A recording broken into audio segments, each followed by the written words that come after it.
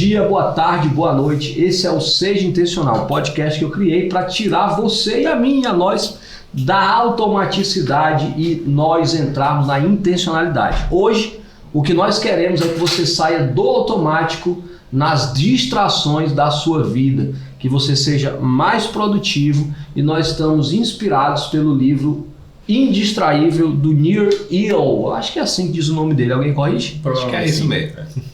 Então, eu gosto de dizer que esse podcast, nesse modelo, é uma inspiração no Resumo Cash. Resumo Cash, certamente o melhor resumo de livros do Brasil. Entretanto, nós temos uma vantagem. Não sei se é uma vantagem, para mim é uma vantagem. Nós não estamos resumindo o livro, nós estamos contando as experiências do livro na nossa vida, e com essas experiências práticas nós podemos passar para a vida de vocês também. Então é isso, seja bem-vindo, Adailton, Diego. Obrigado. E a Edilene. A Edilene faz parte da Mente Mestra, o Diego é coach da Mente Mestra e o Adailton é um leitor intencional. Eu quero começar por ele, porque eu chamei o Adailton intencionalmente, porque ele é um cara, gente, indistraível.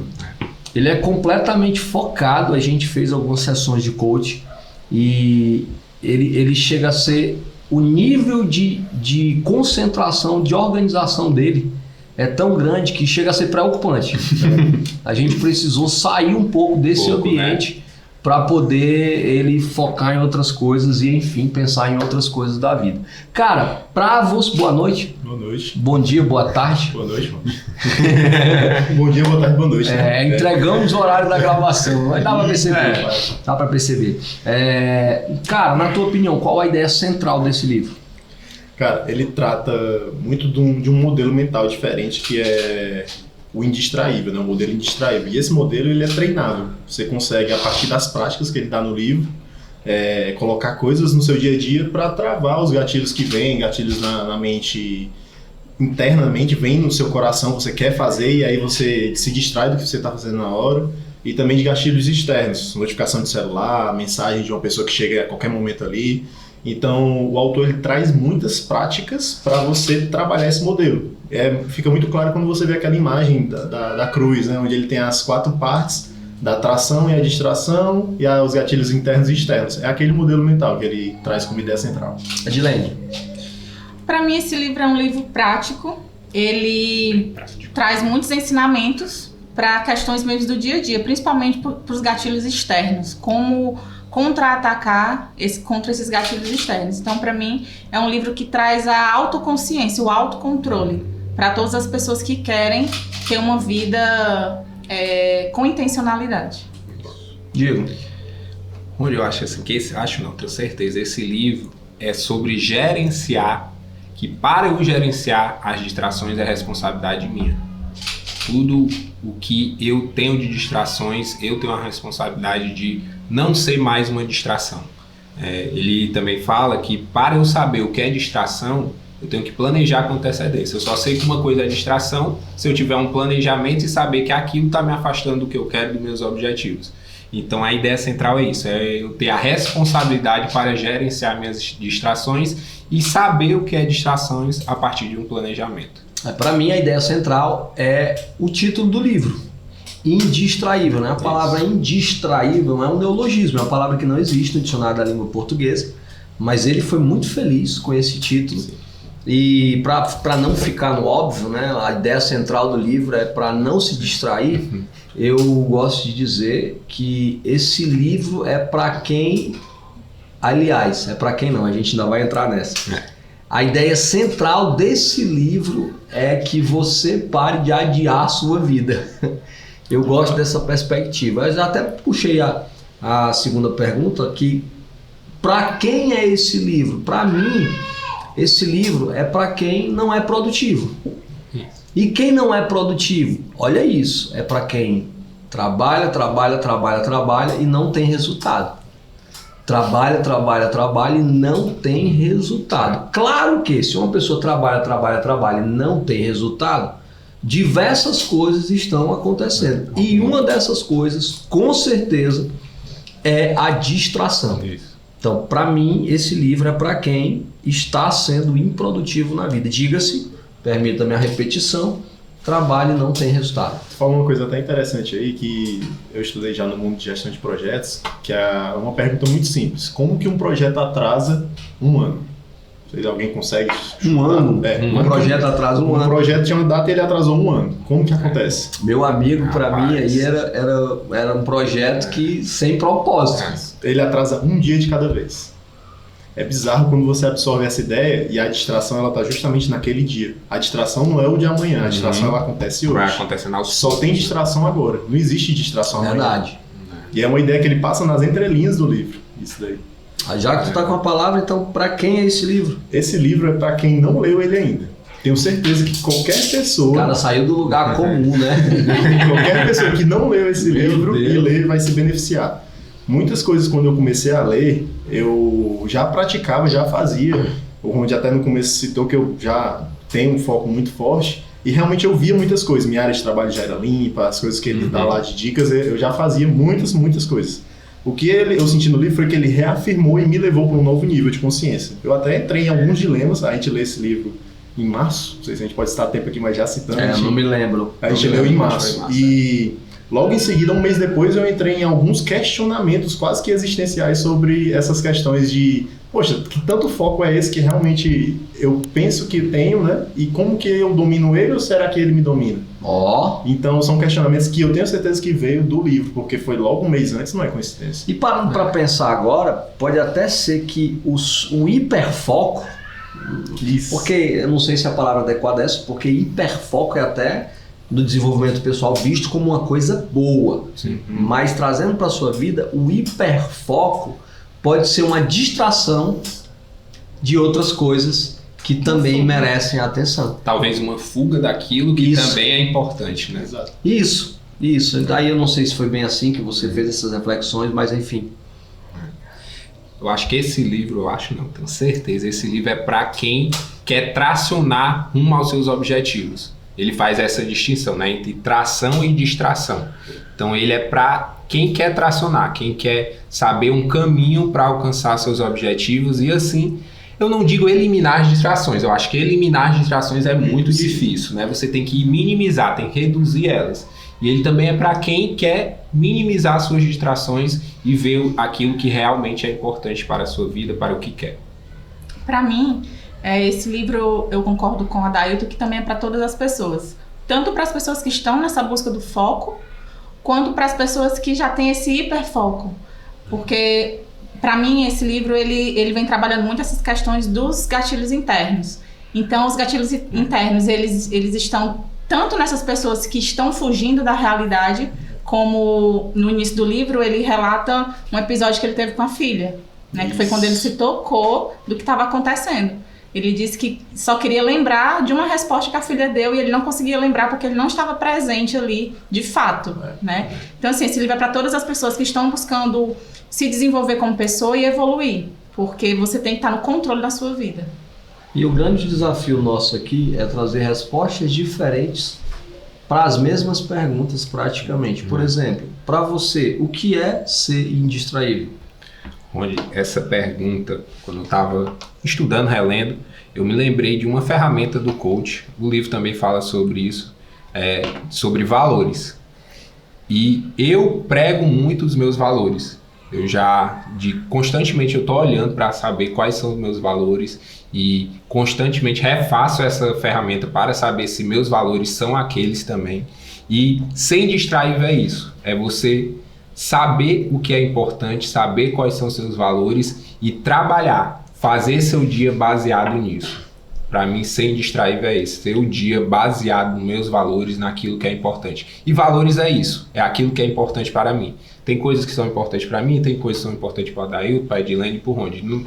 Talvez não sejam as mesmas coisas, mas eu tenho o meu dia baseado nisso, o que é importante para mim e como eu gasto o meu tempo, tendo os valores como base. Edilene. Para mim, ser indistraível é eu ter o controle, é eu ter esse planejamento, falar e fazer. Isso para mim é ser indistraível, não sair do rumo ali do que eu me propus.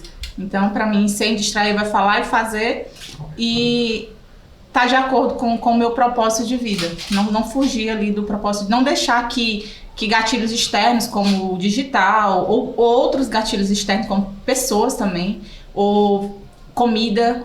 Existem vários tipos de gatilhos externos. Me tirem ali controlem a minha vida. E que eu tenho o controle da minha vida.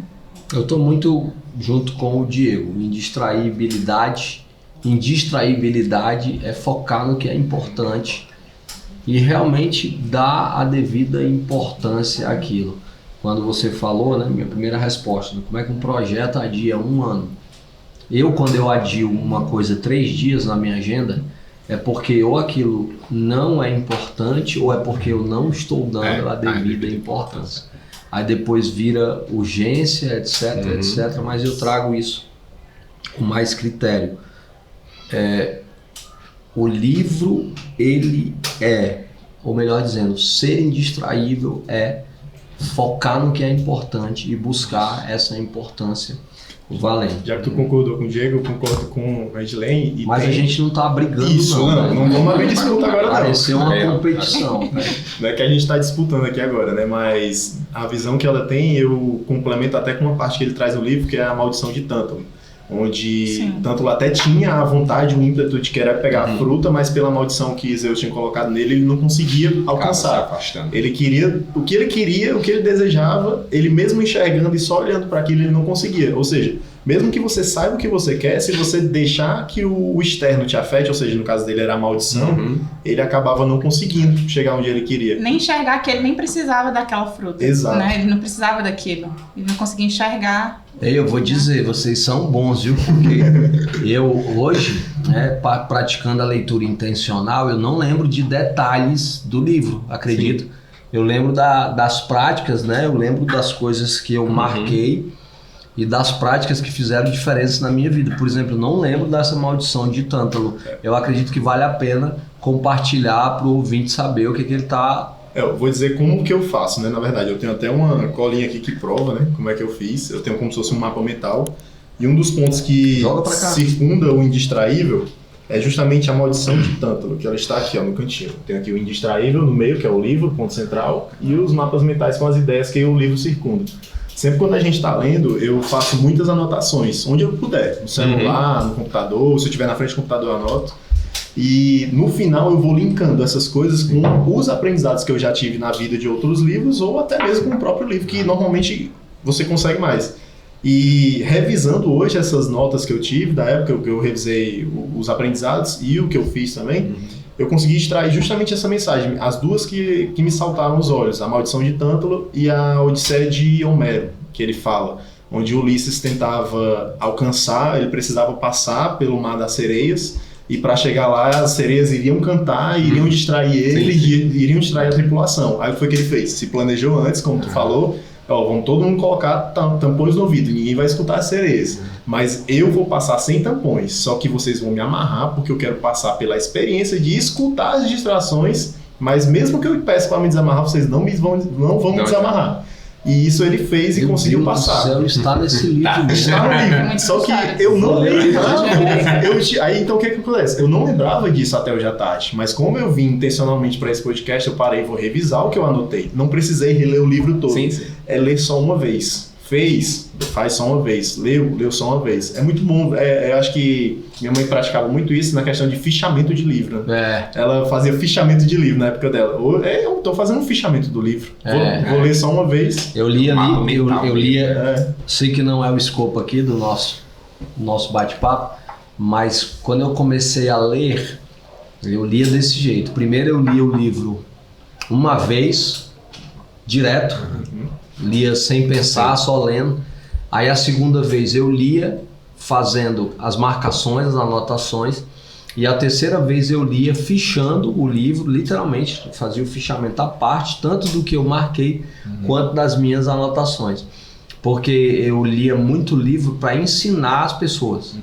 Foi quando eu entrei nesse universo.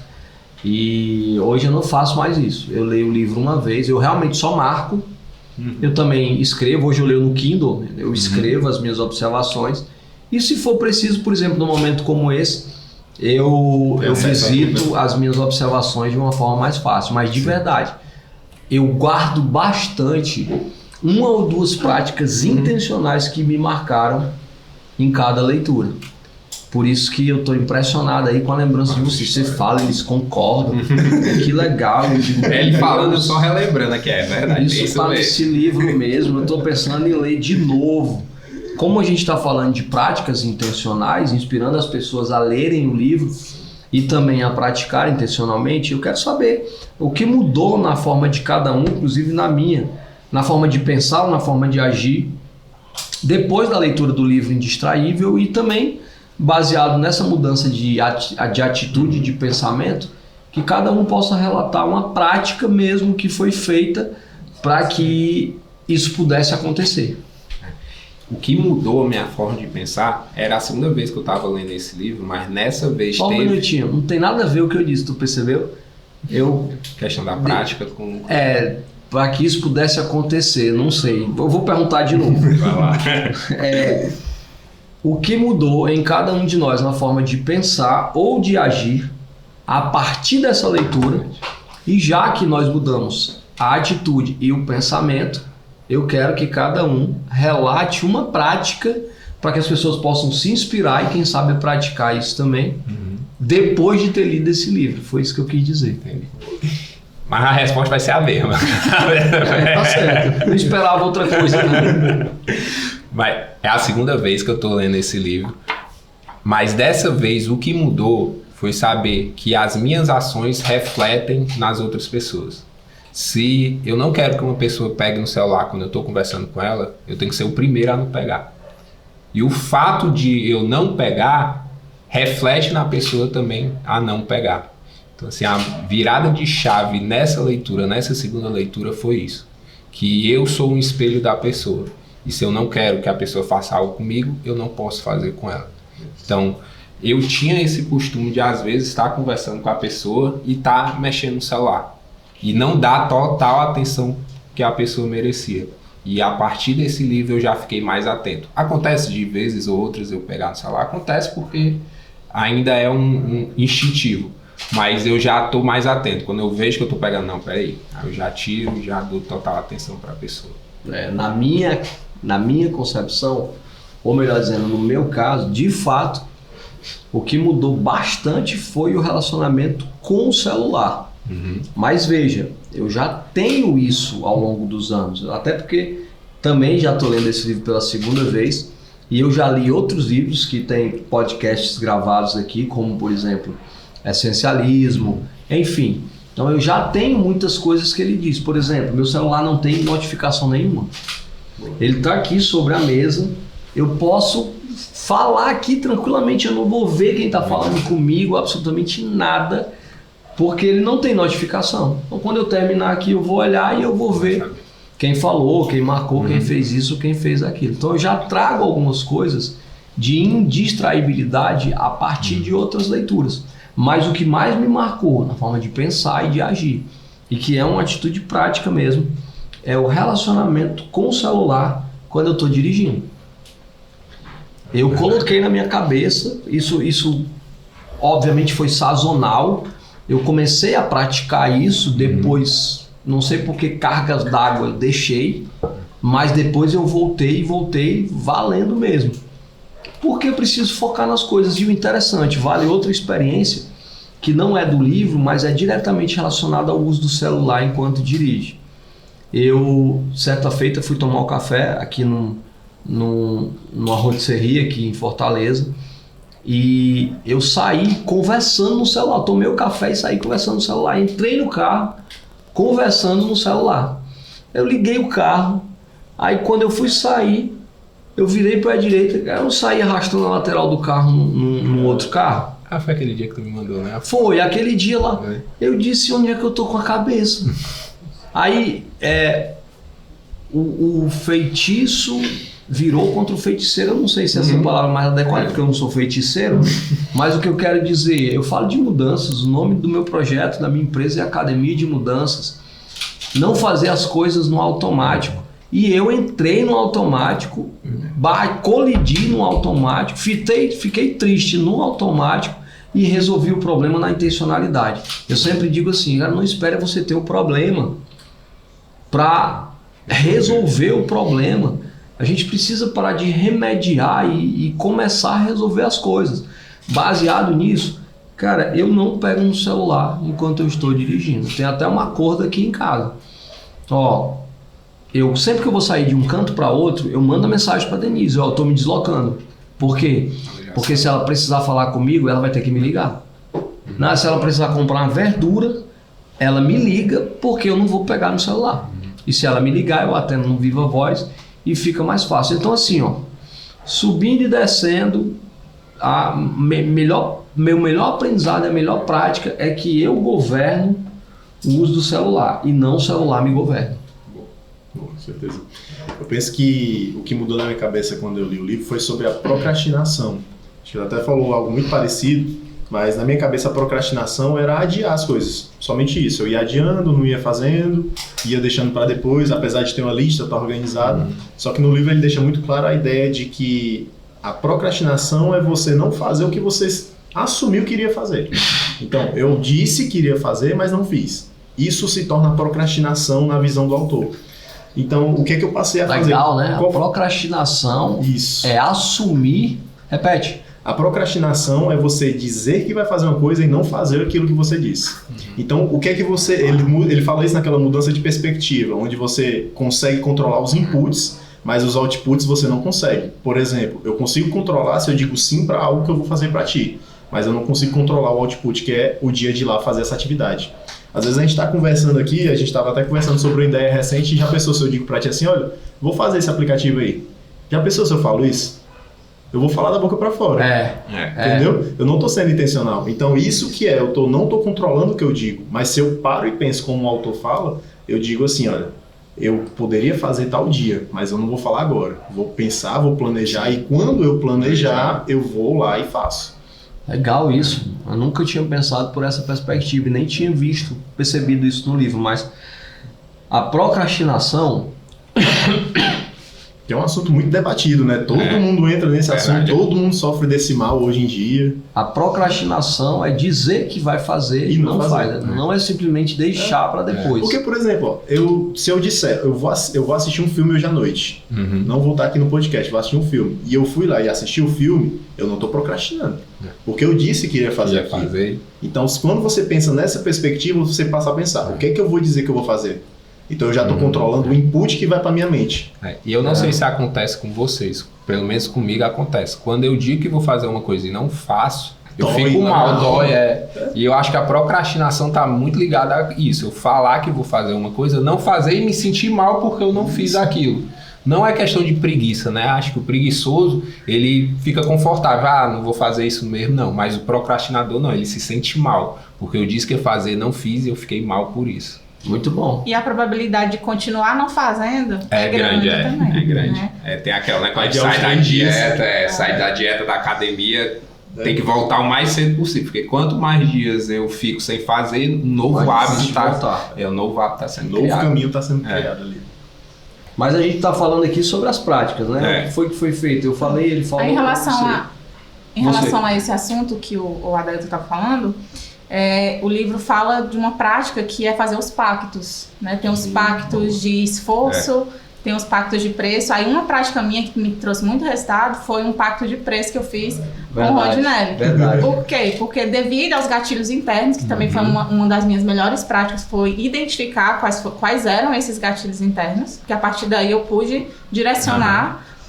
Uma das atividades que eu fiz foi um pacto de preço, de ir para a academia todos os dias. Só que tinha que ser por períodos curtos, então eu colocava 7 dias.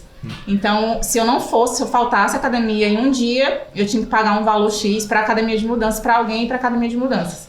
Então, essa foi uma das atividades que eu fiz que me trouxe bons resultados. E tu fez outro pacto de preço sem envolver preço, que eu fiquei muito feliz e muito orgulhoso, se é que eu posso dizer assim, que foi a última atividade do mês passado, que você colocou um objetivo, cumpriu o objetivo, diga-se de passagem, e ela colocou na baila a prancha dela.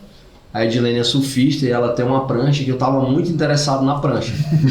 Como assim? E ela pegou e disse assim, olha, eu vou fazer isso, eu quero colocar a minha prancha na tua salvaguarda, e se eu não fizer, a prancha é sua. Você não precisa me devolver a prancha, digamos assim. E aí ela fez, cumpriu com intencionalidade e sem se distrair, às vezes de madrugada, às vezes de manhã, cumpriu o objetivo quando dava e alcançou a meta daquilo que você queria. Eu acho que isso é a maior prova até de que o livro tem muitas práticas. Qualquer pessoa que for ler, for parar para ler, ele vai tirar essas práticas. Os pactos que ele tem lá, ele até eu acho que ele leva ao extremo, mas pelo que tu fez, tu foi até o extremo também. Porque ele fala lá de você queimar o dinheiro. Então, queimar o dinheiro é até crime no Brasil. Você não pode fazer um negócio desse, mas nesse teu caso, tu tá perdendo um bem que tu gosta, tu tem apego, já não é mais só dinheiro. Então, realmente, é ir até o extremo para assumir um pacto desse daí. Parabéns. Foi muito bom. Dá mais vontade, né, de fazer. Aí eu renovei o pacto uns 3 semanas até sentir que conseguia caminhar sozinha. E o pacto, o intuito é esse, né? Não é ficar fazendo sempre pacto. É só para você adquirir mesmo. Não, agora eu posso ir sozinho e deixo o pacto para lá. Assim como também os pactos de esforço, né, que ele fala. Que é você determinar ali 10 minutos para mexer em redes sociais e depois, por mais que apareça ali notificação, você se concentrar no que você está fazendo e não pegar no celular. E falar isso para alguém, externalizar, porque quando você torna público, o seu compromisso é maior. Bem maior. Né? Tem que falar isso. Não. A pessoa vai pelo menos ficar te lembrando ali, né, disso. O pacto também, o outro que ele tem, que é o de identidade.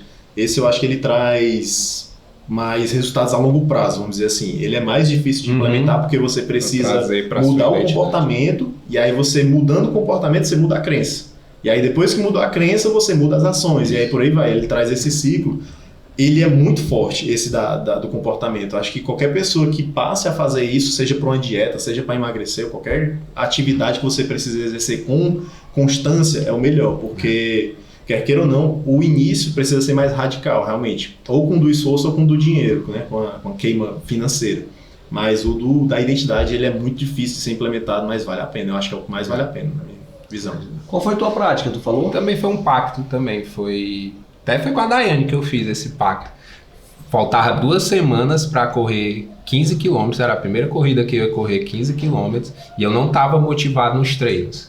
Aí eu fiz um pacto com ela, foi R$100 que eu dei para ela. Se eu não cumprisse os treinos, a Daiane ia ficar com R$100. E eu tinha que mostrar os vídeos com fotos.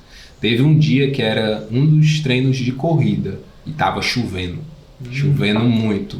E eu tenho certeza, se não fosse o pacto de preço, eu não ia nesse dia. É a vida facilitando. Você vai perder 100 reais por conta da chuva. Não, eu fui. E correr chovendo é bom que só? É bom quando a gente já tá correndo e começa a chover, mas você sai, acordar e estando chovendo, não é muito bom. É outro. Primeiro ímpeto é desistir. Mas nesse dia, pelo pacto de preço eu fui. Se eu não tivesse, eu não teria ido. Uma frase desse livro que vocês colocariam em uma camisa. Quem começa? Eu anotei aqui. Eu posso começar. Comecei aí, vai. Viver a vida que nós queremos não só requer fazer as coisas certas, mas também necessita não fazer as coisas que sabemos que nos arrependeremos. Parece que a gente leu foi junto. Eu queria dizer, pare de fazer as coisas erradas. Ele fala muito disso aí. Não é só fazer as coisas certas, né? Eu também não tenho que fazer as coisas erradas. Edilene. A minha é evite distração a todo custo. Legal que vocês decoraram a frase, né? Vocês são bons demais.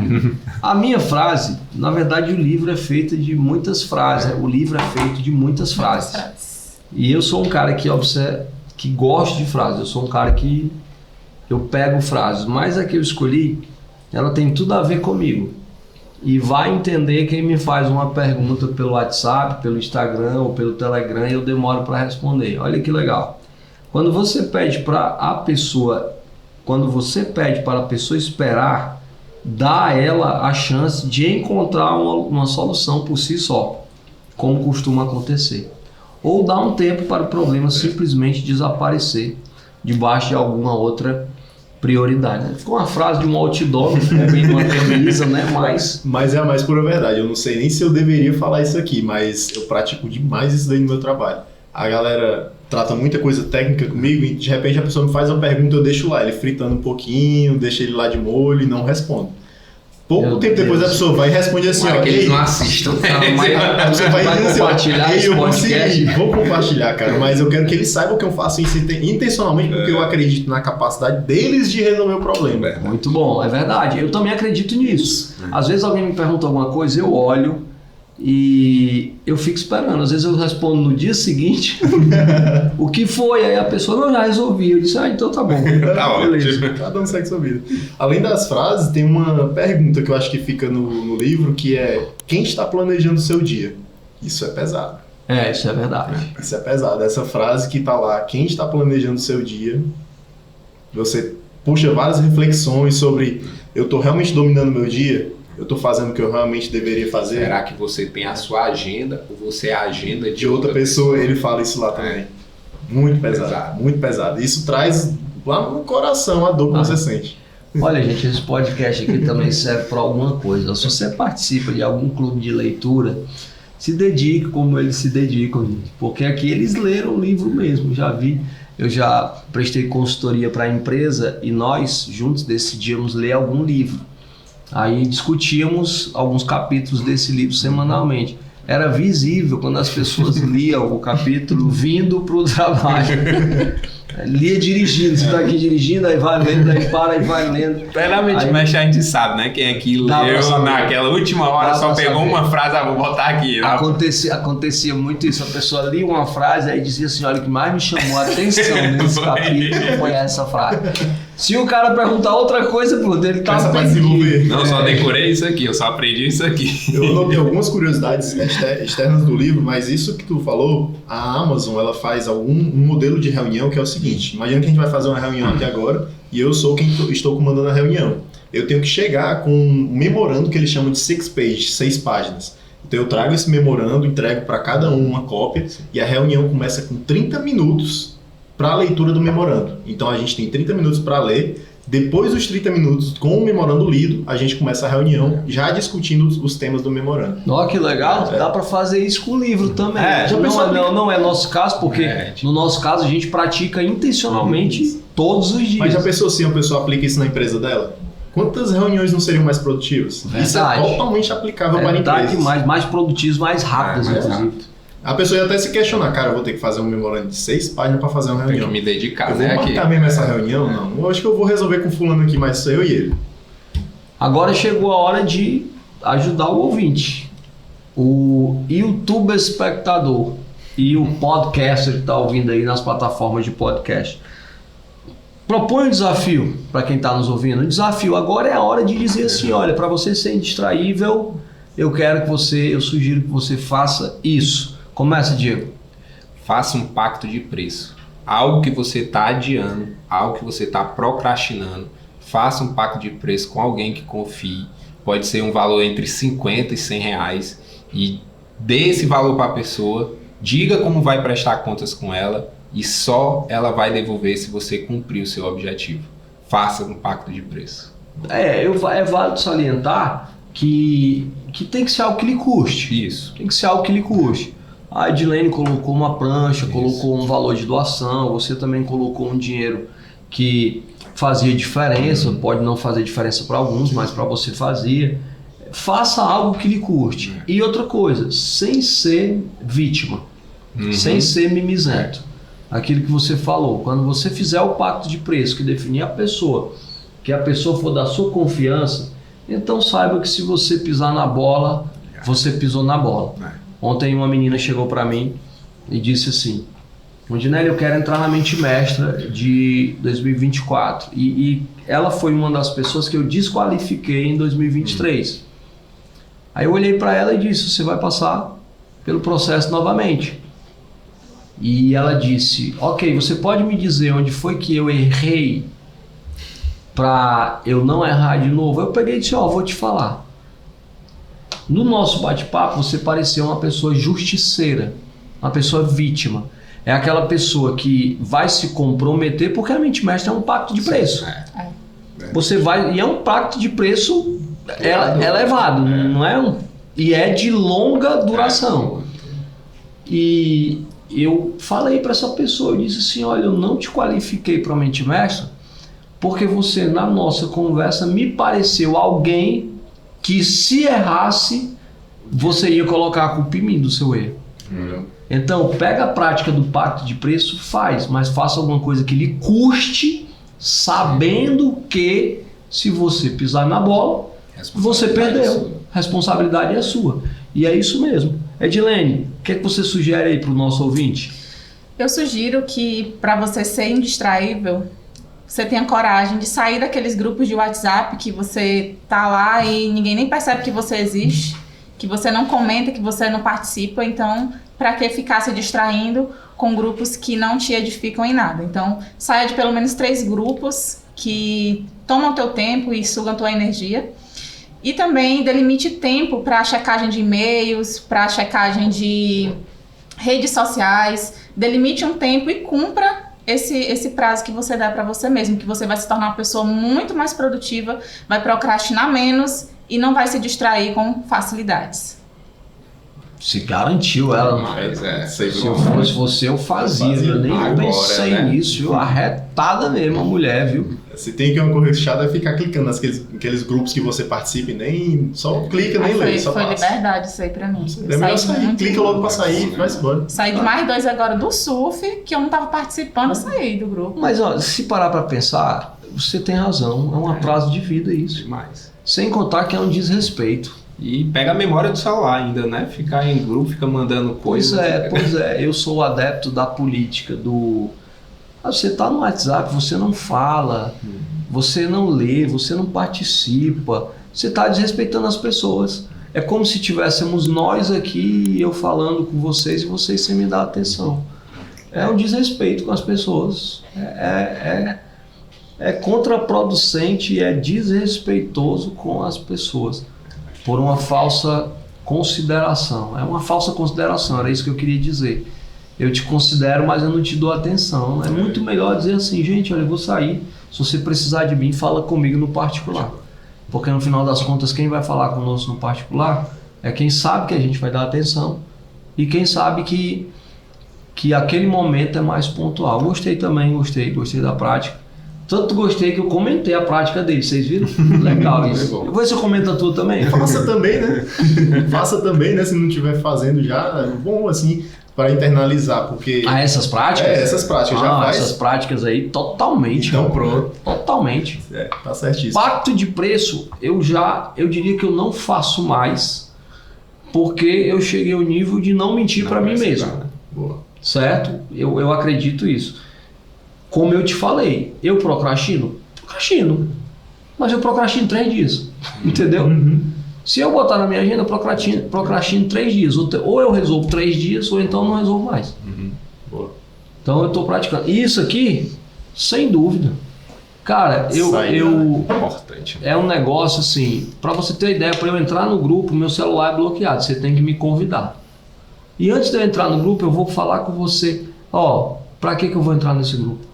O que está acontecendo? Você pode passar informação no meu particular? Não entra. Sem contar que as próprias conversas do WhatsApp, para não perder tempo, eu conversei, eu resolvi, eu apago. Boa.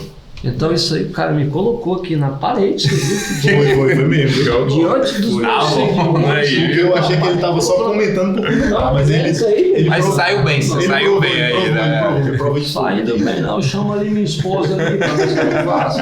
Prova de fogo. Fale a sua prática. Mas vamos lá. Se eu fosse você, eu trocaria vícios. É uma coisa que está muito lá no livro e ele fala que não existe essa questão de você parar para fazer uma coisa nova se você não deixa um anterior. Então, trocar vícios é um caminho. Eu mesmo fiz isso com um jogo online. Troquei 1 hora de jogo por 1 hora de exercício. Eu já estava praticando exercício, só que nessa época eu intensifiquei, passei a fazer 1 hora a mais de exercício. Então, assim, quando a gente troca um vício destrutivo por um vício que vai construir, porque tudo é um tipo de vício. Quando você para pensar, a repetição é um vício. A repetição pode ser boa, pode ser negativa.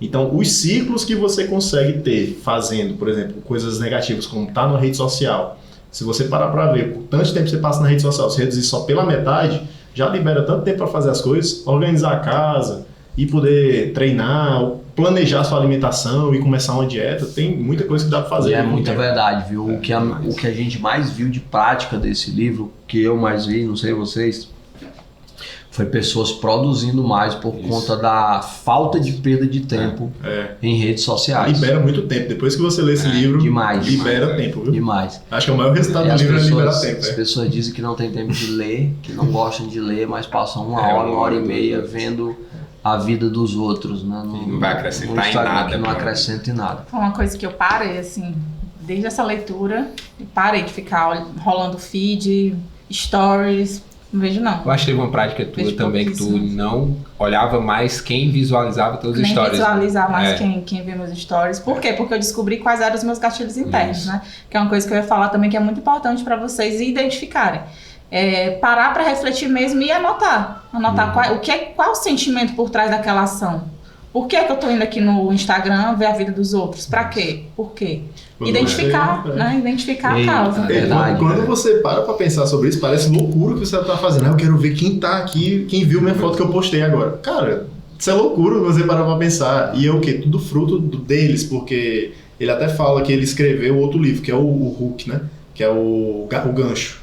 Esse outro livro, ele foi feito justamente para as pessoas do Vale do Silício desenvolverem novos aplicativos e ganchos, porque esses aplicativos capturam as pessoas. Por exemplo, Instagram é o melhor de todos que tem isso. Mas você consegue, às vezes, perceber até no Google. Não sei se vocês já esbarraram com algum botão no Google que está lá, que você clica e não acontece nada. Já aconteceu com alguém aqui? Não me lembro.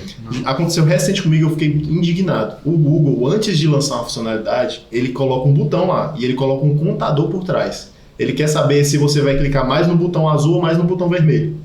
Então ele faz esses tipos de teste para saber o que as pessoas estão dando mais atenção. Chamou mais atenção o botão azul ou o botão vermelho. Então isso são práticas de que, se eu quero lançar uma funcionalidade e ela vai custar, sei lá, 1 milhão. Antes de eu gastar 1 milhão para fazer a funcionalidade, vamos fazer um botãozinho de 10 mil aqui. E aí ele testa isso e ele testa com você. Aí ele testa, a pessoa, vou lançar aqui um Reels, que o Reels não existia há uns 2 anos atrás, eu acho. É recente essa questão dos vídeos do Reels, né? Vamos colocar o Reels numa página do Explorar e essa página as pessoas vão rolar aqui. Ele só fez depois do TikTok. E aí ele viu o quê? Que o TikTok fez um teste, funcionou, ele aplicou para ele e capturou todo mundo naquilo. E é assim, é uma máquina. E aí não vai acabar. Não vai acabar isso daí. As empresas não vão querer parar de fazer isso, porque é o maior ativo que a gente tem hoje, é a atenção. Hoje é caro você comprar atenção. Pelo tráfego pago, né? Ou seja, elas puxam a atenção das pessoas pagando por isso. Hoje, se eu quero que uma pessoa passe num anúncio meu, é só eu pagar pro Facebook, é só eu pagar pro Google e eu ganho a atenção da pessoa. Eu não li esse livro, mas me parece que ele tem relação com um documentário que tem aí. Como é o nome do documentário? Das redes sociais. O Dilema das Redes, né? Que fala mais ou menos nessa linha, como eles fazem para capturar a gente, não é isso? Né? Assim, todos os algoritmos. São pessoas que trabalharam, né, nesses no Google, no Instagram, e eles dizem como é que eles fazem para captar essa atenção das pessoas. Interessante. Se a gente não for intencional, a gente se perde mesmo. Saber o que está fazendo, né? Com certeza. É isso que eles querem. Como eu comentei todas as dicas, eu vou comentar a sua também.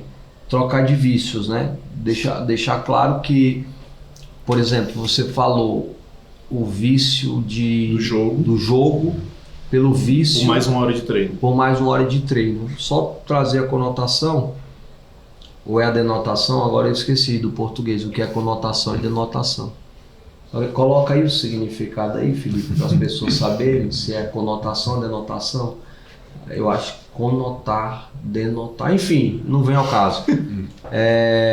Esqueci até que eu ia falar por conta disso, espera aí que eu vou lembrar. Dos vícios. Que o vício, ele é comumente conhecido como algo negativo. Então, quando eu trago um vício de fazer um exercício, a gente está querendo dizer um hábito novo de fazer um exercício. Então, para que nada se torne vício ao ponto de prejudicar. Fez sentido? Fez sentido? Sim. Bom, a minha dica é o que me atinge. O meu desafio para você é desativa as notificações do seu celular. O livro passa uma boa parte do tempo falando sobre o celular, sobre uma das maiores distrações de hoje em dia.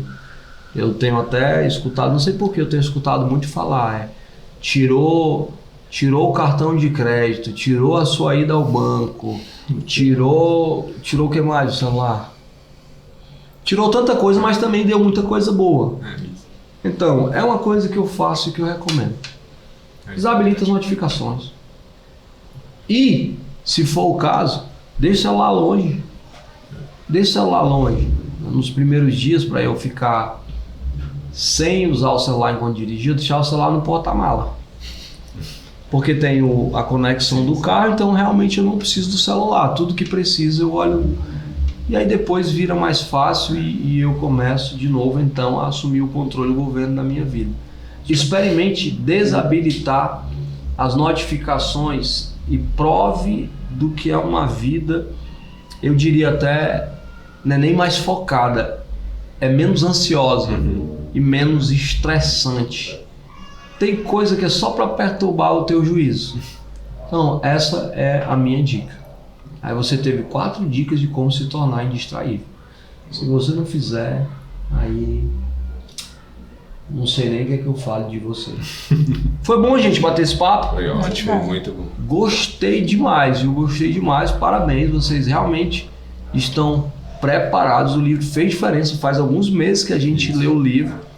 E isso me deixa bastante feliz. Porque vivemos uma jornada juntos e eu valorizo muito isso. Vocês sabem o que estão fazendo, vocês estão sendo intencionais. É isso, alguém diga uma palavra de despedida aí para alguém? Leiam um livro. Leia o livro, né? Foi o que ele falou antes, né? E coloque em prática o que você leu, né? Eu não sei se a gente cita a Bíblia aqui também, mas Pode citar, tem pelo um amor de momento Deus. tem um momento que Jesus ele mostra esse tipo de indistraibilidade. Como é? Indistraibilidade, né? Quando tem uma passagem ali em Marcos 1:38. Ele tá lá orando, ele tá fazendo vários milagres. Marcos é um livro que você vê várias ações de Jesus muito rápido. Lá no primeiro capítulo você vê várias ações. E ele termina o capítulo dizendo assim: vamos daqui porque não foi para isso que eu vim. E aí quando você passa a pensar, para que ele veio? Se ele estava fazendo milagres, se ele estava orando, se ele estava pregando o evangelho. Mas no começo, aliás, no meio do capítulo, se não me engano, em Marcos 1, 14, 15, ele fala que ele estava fazendo uma viagem para ir pregar na Galileia. Então é isso que começa o ministério galileu, vamos dizer assim.